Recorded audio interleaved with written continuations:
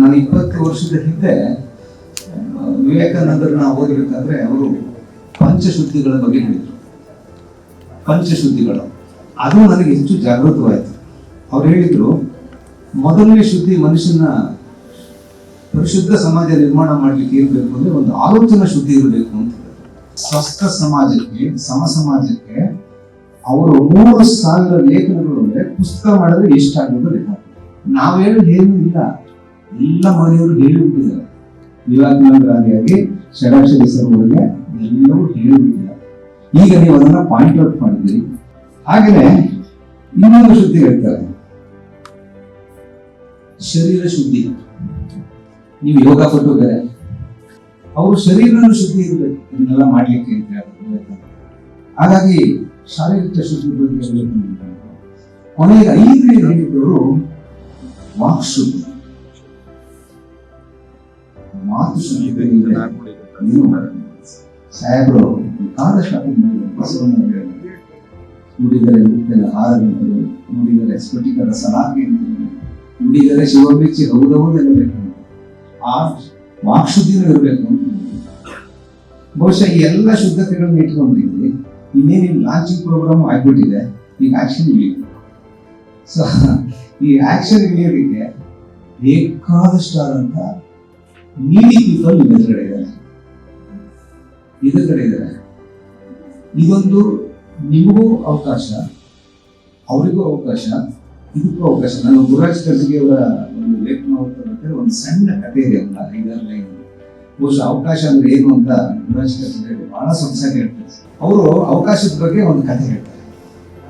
ಇದೇ ತರ ಮುಂಗಾರಿನ ಕಾಲ, ಒಂದು ಹಳ್ಳಿನಲ್ಲಿ ಒಬ್ಬ ಬಹಳ ದೈವ ಭಕ್ತ ಇರ್ತಾನೆ. ಅವನು ಎಲ್ಲವನ್ನು ದೇವರ ಮೇಲೆ ಹಾಕ್ತಿರ್ತಾನೆ. ಆದ್ರೆ ಆ ಹಳ್ಳಿನಲ್ಲಿ ದೊಡ್ಡ ಕೆರೆ ಇರುತ್ತೆ, ಅದು ಯಾವತ್ತೂ ತುಂಬಿರಲ್ಲ. ದೊಡ್ಡ ಮಳೆ ಬಂದ್ಬಿಡುತ್ತೆ. ಮಳೆ ಬಂದು ಕೆರೆ ಕಟ್ಟೆ ಒಡೆಯೋ ಸಂದರ್ಭ ಬಂದ್ಬಿಡುತ್ತೆ. ಆಗ ಊರಿನ ಪ್ರಮುಖರೆಲ್ಲ ಹೇಳ್ತಾರೆ, ಇಲ್ಲ ಊರು ಖಾಲಿ ಮಾಡ್ಕೊಂಡು ಹೋಗ್ಬೇಕಾಗತ್ತೆ, ಇಲ್ಲಾಂದ್ರೆ ಈಗ ಊರಿನ ಜನರಿಗೆ ಅಪಾಯ ಆಗುತ್ತೆ, ಎಲ್ಲರೂ ಹೊರಟು ಬನ್ನಿ. ಎಲ್ಲರೂ ಕರೀತಾರೆ, ಎಲ್ಲರೂ ಹೊರಡ್ತಾರೆ. ಆದ್ರೆ ಈ ದೈವ ಭಕ್ತ ಮಾತ್ರ ಹೋಗಲ್ಲ. ನಾನು ದೇವರು ನಂಬಿದ್ದೇನೆ, ದೇವರು ನನ್ನನ್ನು ಕಾಪಾಡ್ತಾನೆ, ಹಾಗಾಗಿ ನೀವು ಹೊರಡಿ, ನಾನು ದೇವರು ನಂಬಿದ್ದೇನೆ. ಕಟ್ಟೆ ಹೊಡೆದೇ ಹೋಗ್ಬಿಡುತ್ತೆ, ಜನ ಎಲ್ಲ ಆಚೆ ಹೊರಟೋಗ್ತಾರೆ, ನೀರು ಹರಿಯಕ್ಕೆ ಶುರು ಮಾಡುತ್ತೆ. ಅದು ನೋಡಿದ್ಮೇಲೆ ಅವನೇನ್ ಮಾಡ್ತಾನೆ, ಒಂದು ಮರ ಹಾಕಿ ಕುತ್ಕೋತಾನೆ. ಮರ ಹಾಕಿ ಕುತ್ಕೊಂಡು ಸದ್ಯಪ್ಪ ಉಳಿದೆ ನಾನು, ದೇವರು ನನಗೆ ಕೆರೆ ಪೂರ್ತಿ ಹೊಡೆದೋಗಿ ಮರ ಮುರಿದೋಗಿ ಅವನು ಮುಳುಗೋಗ್ತಾನೆ, ಮುಳುಗಿ ಸತ್ತೋಗ್ತಾನೆ. ಸತ್ತ ಮೇಲೆ ಅವನ ಆತ್ಮ ದೇವರ ಹತ್ರ ದೇವರಿಗೊಂದು ಪ್ರಶ್ನೆ ಮಾಡ್ತಾನೆ, ಭಗವಂತ ನಾನು ನಿಮ್ಮನ್ನು ಇಷ್ಟೊಂದು ನಂಬಿದ್ದೆ,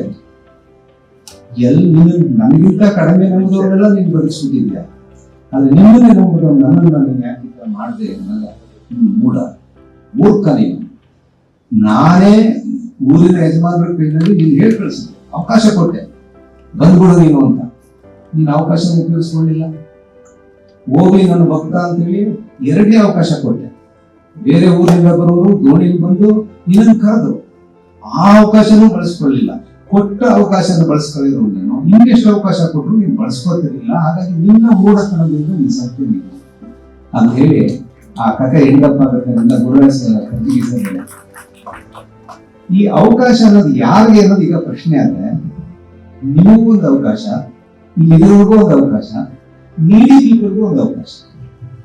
ಹಾಗಾಗಿ ನನಗನ್ಸಿದ್ದು ಈ ಅವಕಾಶಗಳೆಲ್ಲವೂ ಒಟ್ಟುಗೂಡಬೇಕಾಗಿದೆ ಅನ್ನುವಂಥದ್ದು ನನ್ನ ಅನಿಸಿಕೆ ಅನಿಸ್ತು. ಪ್ರತಿಯೊಬ್ಬ ವಿವೇಕಯುತ ಮನುಷ್ಯನಿಗೆ 3 ಟೀಗಳಿವೆ. ಯಾವ್ದಾದ್ರು ಒಂದು ಟೀ ಕೊಡೋದಕ್ಕೆ ಖಂಡಿತ ಸಾಧ್ಯ ಇದೆ ಅಂತ ಹೇಳ್ತಾರೆ. ಯಾವುದು 3 ಟೀ? Time, ಟ್ರೆಷರು, talent. ಈ 3 ಕೊಡೋದಾದ್ರೆ ಅವರು ಟ್ರಸ್ಟ್ ಅನ್ನೇ ನಡೆಸ್ಬೋದು. ನಿಮ್ ಜೊತೆ ಕೈ ಜೋಡಿಸೋದಾದ್ರೆ ಯಾವ್ದಾದ್ರು 3 ಟೀಗಳಲ್ಲಿ 2 ಟೀಗಳನ್ನು ಕೊಡ್ಬೋದು, ಇಲ್ಲ ಕನಿಷ್ಠ 1 ಟೀನಾದ್ರೂ ಕೊಡ್ಬೋದು. ಇದನ್ನು ಕೂಡ ಅವರು ನಿರ್ಣಯ ಮಾಡಿ ಹೇಳ್ತಾರೆ. ನೀವು ಟ್ರೆಜರ್ ಅಂತ ಲಕ್ಷಾಂತರ ರೂಪಾಯಿ ಕೊಡ್ಬೇಕಾಗಿಲ್ಲ. ನಿಮ್ಮ ನೆಗೆಟಿವ್ ಎಕ್ಸ್ಪೆನ್ಸಸ್ ನೀವು ಕುಡಿ. ನೀವು ಸ್ವಲ್ಪ ಆಲೋಚನೆ ಮಾಡಿ. ಅನಗತ್ಯ ವೆಚ್ಚಗಳನ್ನ ನಾವು ತುಂಬಾ ಮಾಡ್ತಾ ಇರ್ತೀವಿ. ಆ ಅನಗತ್ಯ ವೆಚ್ಚಗಳನ್ನ ಎತ್ತಿಟ್ಟು ಅದನ್ನ ನೀವು ಟ್ರೆಜರ್ ಆಗಿ ಈ ನೀಡಿ ಪೀಪಲ್ ಯಾರು ಕೆಲಸ ಮಾಡ್ತಾರೆ ಅವ್ರಿಗೆ ಕೊಡಿ. ಇನ್ ಟೈಮ್ ಈಗಿನ ಕಾಲದಲ್ಲಿ ಮೊಬೈಲ್ ಮನುಷ್ಯನ ಎಲ್ಲ ಗಳಿಗೆಗಳನ್ನ ನೂಲ್ ಹಾಕ್ತಾರೆ. ಅವನ ಅತ್ಯಂತ ಕ್ರಿಯಾಶೀಲತೆನ ನಾಶ ಮಾಡ್ತಾ ಇರುವಂತದ್ದು ಯಾವ್ದಾನ ಒಂದು ರಾಕ್ಷಸತ್ವ ಇದ್ರೆ ಅದು ಮೊಬೈಲ್ ಅಂತ ಹೇಳಿ ನಾನು ಇಟ್ಕೊಳ್ತೀನಿ. ಇನ್ನೊಂದು ಹಳ್ಳಿಗಳ ಕಡೆಯೂ ಅಷ್ಟೇ, ಊಟಕ್ಕಿಲ್ಲ ಅಂದ್ರೂ ಅವನ ಹತ್ರ ಮೊಬೈಲ್ ಇರುತ್ತೆ. ಅವನು ಬೇಡವಾದಂತ ವಿಚಾರಗಳನ್ನೇ ಹೆಚ್ಚು ತಗೊಳ್ತಾರೆ. ನಾನು ತುಂಬಾ ಗ್ರಾಮೀಣ ಪ್ರದೇಶದಲ್ಲಿ ಮಾಡಿದ್ದೇನೆ. ಹಾಗಾಗಿ ಈ ಟೈಮ್ ಅನ್ನೋದು ನಮ್ಮ ಗುರುಗಳು ನಮ್ಗೆ ಹೇಳಿದ್ರು ಆಯುಷ್ ಅಂತ. ಈಗ ನಿಮ್ಮ ಜೊತೆ ನಾವು 1.5 ಗಂಟೆಗಳ ಕಾಲ ನಾವು ಆಯುಷನ್ನ ಕಳೆದಿದ್ದೀವಿ, ಟೈಮ್ ಅಲ್ಲ. ನಮ್ಮ ಜೀವನದ ಆಯುಷನ್ನು ನಿಮ್ಮ ಜೊತೆ ಕಳೆದಿರುವಂತಹ ಮಹತ್ವವನ್ನು ಸಮಾಜಕ್ಕೆ ತಿಳಿಸುವುದು. ಹಾಗಾಗಿ ಟೈಮ್ ಅನ್ನೋದನ್ನ ಬಹಳ ಕ್ಯಾಲ್ಕುಲೇಟ್ ಮಾಡಿ ಬುದ್ಧನನ್ನ ಒಮ್ಮೆ ಕೇಳ್ತಾರೆ, ಆಯುಷ್ ಅಂದ್ರೆ ಏನು ಭಗವಾನ್? ಆಯುಷಲ್ಲಿ ನೀನು 100 ವರ್ಷ ಅಂತ ಭಗವಂತ ಕೊಟ್ಟಿದ್ರೆ 50 ವರ್ಷ ಮಲಗಿರ್ತೀಯ. ನೀನು ಉಳಿಯೋದು ಎಷ್ಟು ವರ್ಷ? 50 ವರ್ಷ ಮಾಡ್ತಿರ್ತೀಯ. ಇನ್ನು ಅವನ ಮಾಲಿನ್ಯ, ಅವನ ಯೌವನ, ಅವನ ಮನೋರಂಜನೆ, ಅವನ ಮದುವೆ, ಮುಂಜಿ ಇವೆಲ್ಲವೂ ಒಂದು 25 ವರ್ಷ. ಇನ್ನು ಬೆಳಗ್ಗೆ ವಾಕಿಂಗ್, ನಮ್ಮ ದೈನಂದಿನ ಬಹುಶಃ ನಮ್ಮ ಜೀವನದಲ್ಲಿ ಅಮೂಲ್ಯ ಅಂತ ಹೇಳಿದ್ರೆ ಒಂದು 2 ವರ್ಷಗಳ ಅದು ದೀರ್ಘಾವಶ್ಯಗೆ ಹೊಂದಿದೆ. ಈಗ ನಮ್ಮ ಸಮಯ ಕಡಿಮೆ ಇದೆ ಅನ್ನುವಂಥದ್ದನ್ನ ತಿಳ್ಕೋಬೇಕು ಅನ್ನೋದು. ಯಾವತ್ತೂ ನಾಳೆ ಮಾಡೋಣ ಅನ್ನೋ ಕೆಲಸನ ಇವತ್ತೇ ಯಾಕೆ ಮಾಡಬೇಕಾಗಿದೆ. ಹಾಗಾಗಿ ಒಂದು ನೆಗೆಟಿವ್ ಎಕ್ಸ್ಪೆನ್ಸಸ್, ಇನ್ನೊಂದು ಟೈಮ್ ಮ್ಯಾನೇಜ್ಮೆಂಟ್, ಇನ್ನು 3ನೇದು ಟ್ಯಾಲೆಂಟ್. ಪ್ರತಿಯೊಬ್ಬರ ಹತ್ರನೂ ಕಲಿಯುತ್ತೆ. ನನಗೆ ಗೊತ್ತಿಲ್ಲ, ಒಬ್ಬ ಕಟ್ಟಕಡೆಯ ಗ್ರಾಮೀಣ ವಾಸಿ ಕೂಡ ಆಕಾಶ ನೋಡಿ ಮಳೆ ಯಾವಾಗ ಬರುತ್ತೆ ಅಂತ ಹೇಳುವಂತ ಹವಾಮಾನ ತಜ್ಞನಾಗಿರ್ತಾರೆ. ಹಾಗಾಗಿನೇ ನಾವು ಪ್ರತಿಯೊಬ್ಬರ ತಿಳ್ಕೊಬೇಕಾಗಿದೆ. ಆ ಟ್ಯಾಲೆಂಟ್ ಅನ್ನುವಂಥದ್ದನ್ನ ಯಾರಿಂದ ನೋಡ್ಲಿಕ್ಕೆ ಸಾಧ್ಯ? ಪ್ರತಿಯೊಬ್ಬರ ಹತ್ರ ಒಂದು ಸಣ್ಣ ಮಗುವಿಂದ ನಾವು ಬೇಕಾದಷ್ಟು ಪಾಠ ಕಲಿಯುತ್ತದೆ. ಹಾಗಾಗಿ ಈ 3 ಟೀಗಳನ್ನ ಕೊಡುವಂತವರು ಈ ಸದ್ಯದಲ್ಲಿ ಇದ್ದಾರೆ ಅಂತ ಹೇಳಿ ನಾನು ಭಾವಿಸ್ಕೊಳ್ತೀನಿ. ಆ 3 ಟೀಗಳಲ್ಲಿ ಯಾವ್ದಾದ್ರು ಟೀಗಳು ನಿಮಗೆ ತಲುಪುತ್ತೆ ಅಂತ ಹೇಳಿ ನಾನು ಭಾವಿಸ್ಕೊಂಡಿದ್ದೀನಿ. ನಾನಂತೂ 2 ಟೀಗಳಂತೂ 100% ಕೊಡ್ತೀನಿ. ನನ್ನನ್ನು ನೀವು ಉಪಯೋಗಿಸಬೇಕು. ನನ್ನ ಗೆಸ್ಟ್ ಆಗಿ ನನ್ನ ಆನರ್ ಮಾಡೋದ್ರಿಂದ ನಾನೊಬ್ಬ ಸಮಾಜ ಸೇವಕ ನಾನು. ಹಾಗಾಗಿ ನನಗೆ ಎಕ್ಸ್ಪೆಕ್ಟೇಷನ್ಸ್ ಏನೂ ಇರೋದಿಲ್ಲ. ಯಾಕೆಂತಂದ್ರೆ ಕೊಡೋರು ಇರ್ತಾರೆ, ಎದುರುಗಡೆ ಈಸ್ಕೊಳ್ಳೋದಿರಲ್ಲ. ನನ್ನ ಜೀವನದಲ್ಲಿ ನಾನು ನೋಡಿದೆ, ನಿಮಗೆ ನೀಡಿ ಪೀಪಲ್ನ ಹುಡುಕೋದಿದೆಯಲ್ಲ ತುಂಬಾ ಕಷ್ಟ.